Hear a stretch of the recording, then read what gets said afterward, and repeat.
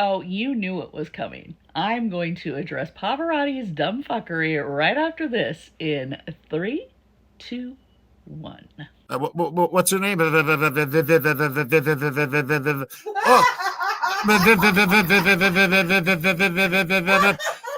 Titties! Titties! Yeah, that's what it is!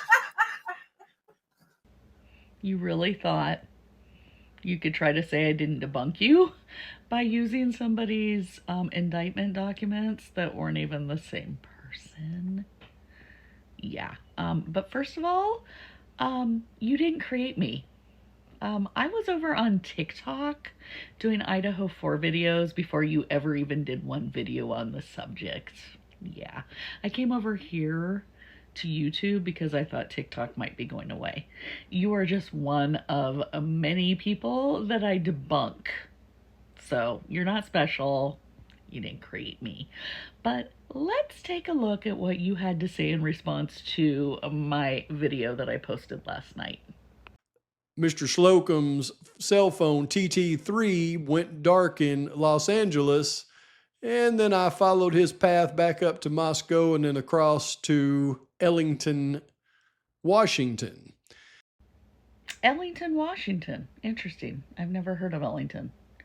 Did you mean perhaps Ellensburg, where Bryson Gill met someone? Of which, by the way, the FBI knows who that person is. But do tell, please show your evidence with proof that you followed Slocum's phone from Los Angeles up to Ellington or Ellensburg.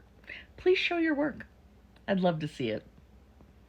Because so far you haven't shown any proof that he was in Moscow or even in Ellington. Me, on the other hand, I like to separate facts from fiction, and when they say something without any evidence to back it up, well, I'm just as less likely to believe them as any liar on the street. Okay, so I'm glad we agree. You're a liar on the street because you haven't shown anything to back up this crap you're claiming about Ben or Corey or Kara or Slocum or Gil or any of them. In fact, the documents truthfully show that they were in Moscow.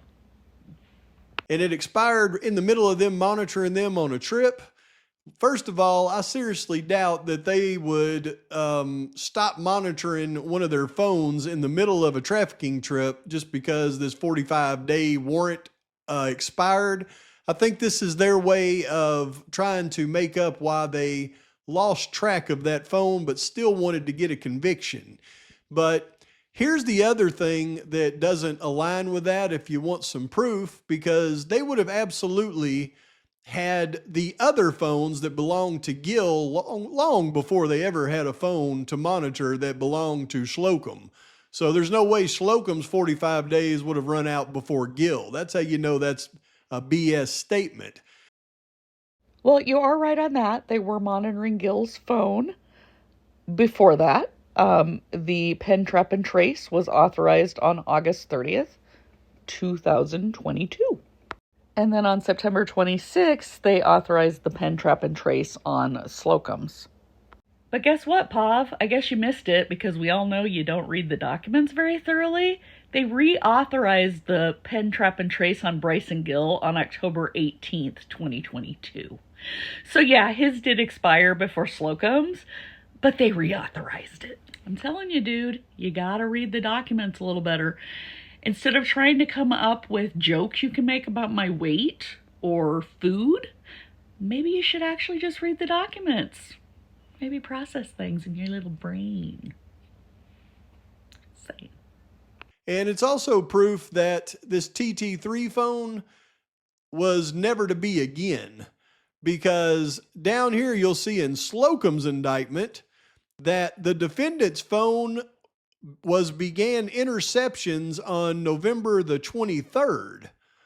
Well, if his phone only had interceptions starting November the 23rd, well then how did they monitor his phone as TT3 prior to that? And I can tell you how that, there's only one way that could be. And that is the TT3 phone went out of existence. Only problem, Pav, is that's not from Slocum's indictment paperwork. That's from Bryson Gill's. You see that document 2872? That's Gill. He's the defendant on that, not Slocum. So when it says the defendant's phone began interceptions, that's talking about Gill, not Slocum. And in case you don't believe me, here it is. This is direct from Pacer. Document 287-2, defendant is Bryson Gill. Anything saying the defendant in that document is referring to Bryson Gill, not Slocum. And if you had bothered to show your audience the full document, they would have seen that it said the defendant, Bryson Gill, just on the page before that as well.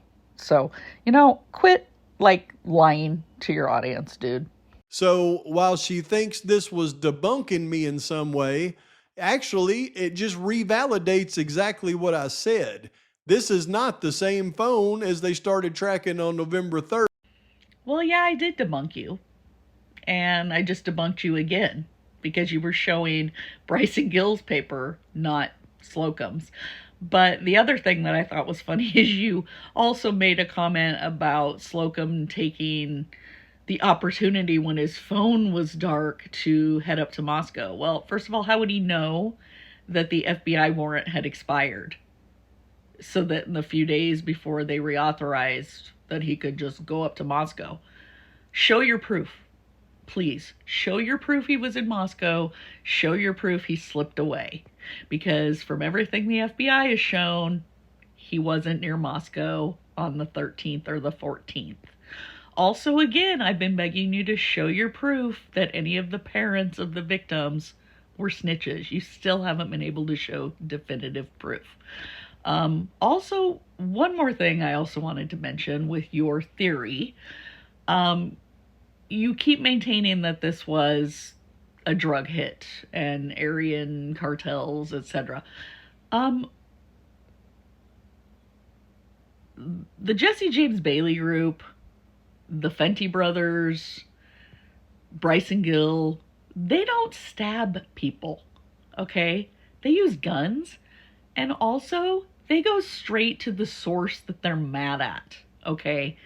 They don't go to family members, okay? They take it out directly on the person they believe did them wrong.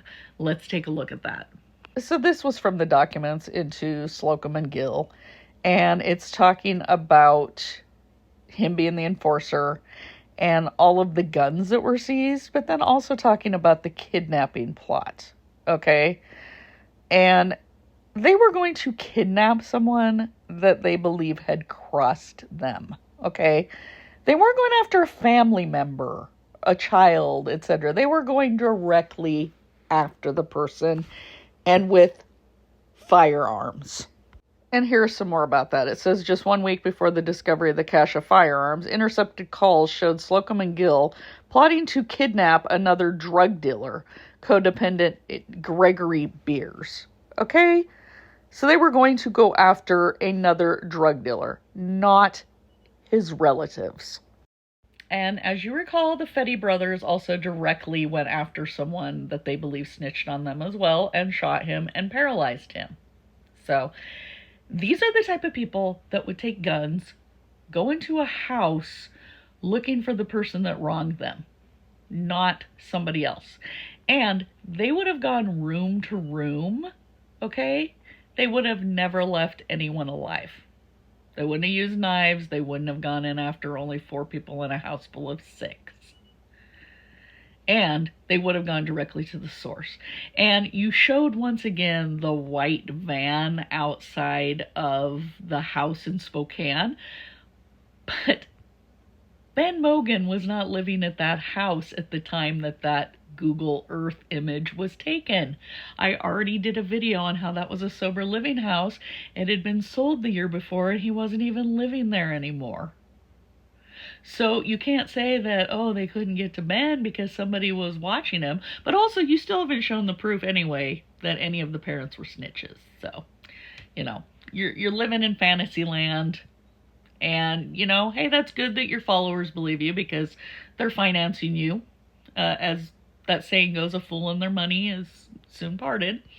And at trial, they're going to learn they're fools. XOXO, Viviana.